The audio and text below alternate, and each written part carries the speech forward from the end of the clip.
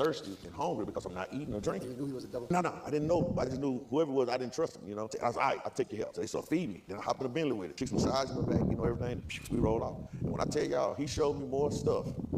Lucifer showed me more stuff than I learned in the Bible. He took me everywhere with him. I'm riding with him. And by the time I realized who he was, I'm living just like we here now. I feel myself walking. It was real. I could pinch myself. I could feel everything like in real life.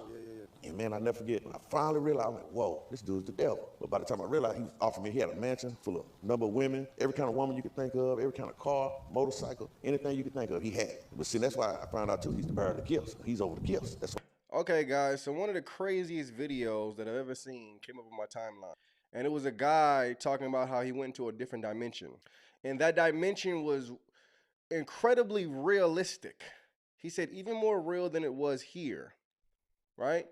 And he said that he met the devil. But the devil was not how they try to portray him as far as being red and with devilish horns. The person that he met said was smooth. Said he looks like he was mixed with everything and a pretty boy and talked smooth and all kind of different things that appease to his flesh. Now, when I seen this clip, it blew my mind. So I was like, okay, let's go ahead and show it to the Godly Vibes family. So that's exactly what we're going to do. I want you guys to see this video in full context. You guys tell me exactly what you think. We're going to go into commentary after we watch it. But check this out. It's only 4.5 minutes. Check out what he said his experience was when he met the devil.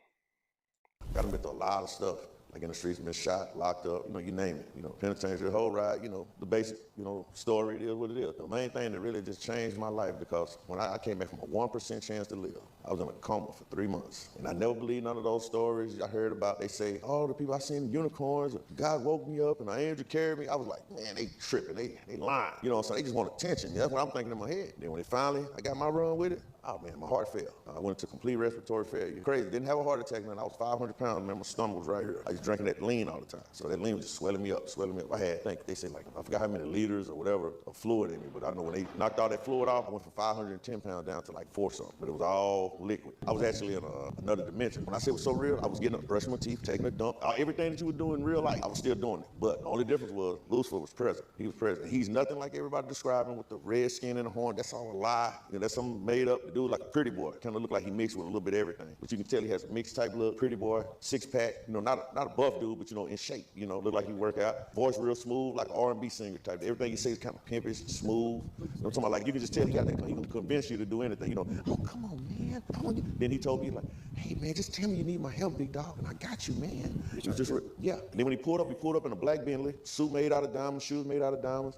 And then, you know, he's smooth talking, say, man, I can help you, man. You gotta ask for my help, and I got you. Then I'm like, you know, I'm still street minded. Like, I knock your teeth down your throat. You better get on somewhere, you know, da-da-da-da-da. But I'm hungry, and I'm not knowing why I'm hungry, because they had me on a feeding tube. So he had some chicks jump out the van, they eating hamburgers. You know, he knowing my temptation. You know, even more than the women, there was some bad little chicks. But even more than the temptation of the women, they had hamburgers and drinks. I'm thirsty and hungry because I'm not eating or drinking. You knew he was a devil? No, I didn't know. I just knew whoever it was, I didn't trust him, you know. I was all right, I'll take your help. So they said, feed me. Then I hop in the Bentley with it. Chicks massage in the back, you know, everything. We roll off. And when I tell y'all, he showed me more stuff. Lucifer showed me more stuff than I learned in the Bible. He took me everywhere with him. I'm riding with him. And by the time I realized who he was, I'm living just like we here now. I feel myself walking. It was real. I could pinch myself. I could feel everything like in real life. And man, I never forget, I finally realized, I'm like, whoa, this dude's the devil. But by the time I realized, he was offering me, he had a mansion full of number of women, every kind of woman you could think of, every kind of car, motorcycle, anything you could think of, he had. But see, that's why I found out too, he's the bearer of the gifts. He's over the gifts. That's why he was able to, he didn't have no real power. Yep. He's had power and influence. Like I even challenged him to a fist fight.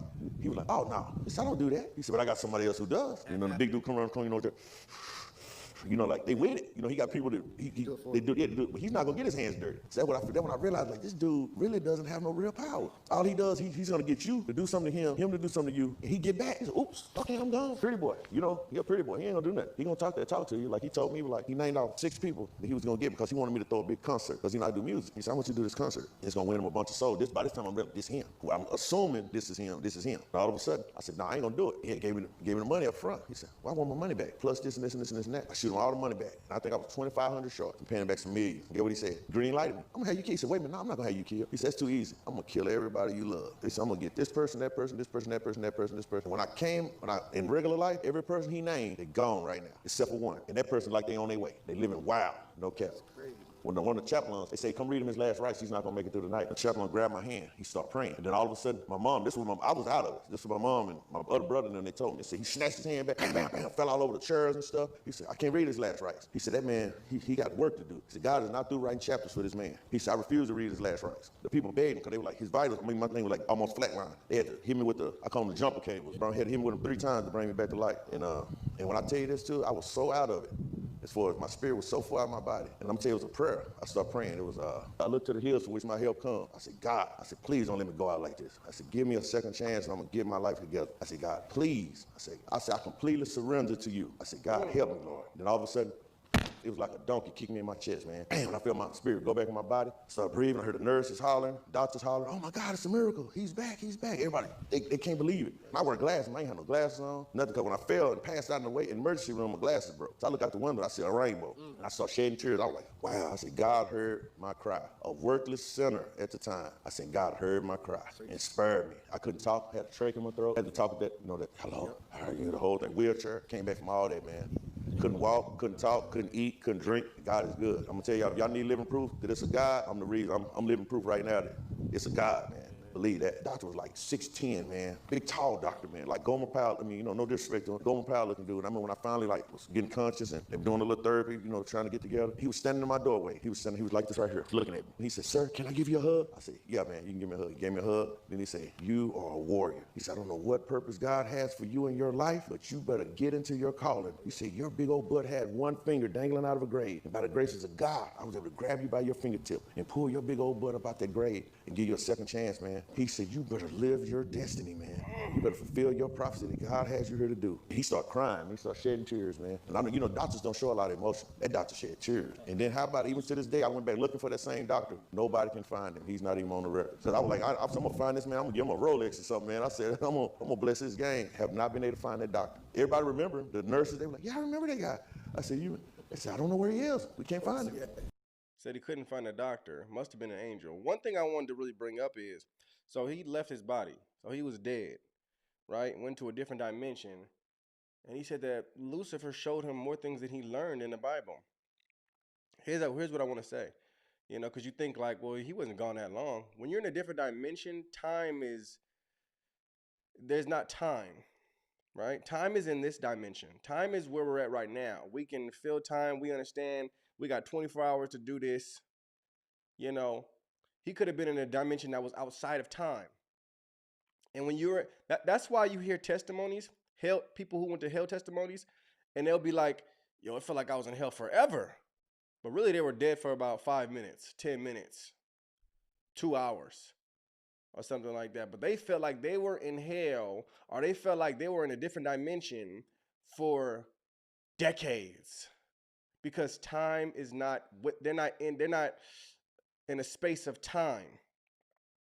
You get me? So when you're not in a space of time, you can be learning different things. And like he said, he learned a whole lot of different stuff and he's seen a lot of different stuff. You could be gathering a whole lot of information that you wouldn't necessarily gather while you're in a space of time. You get me? It's far more real than this reality. That's why I say all the time, get it together. Get it together here, because when you die and you actually wake up, it's going to be different. It's going to be real. That's when you step into true reality. And he was in a different space of being able to engraft, right?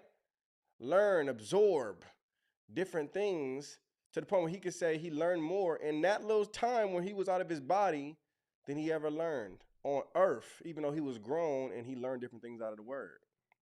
Now, granted, he may not have studied like that, but still, when you're in a space of being in a different dimension with no time, it's a lot different than when you're here. It's a lot different than when you're here. It says in the word of God that a day to God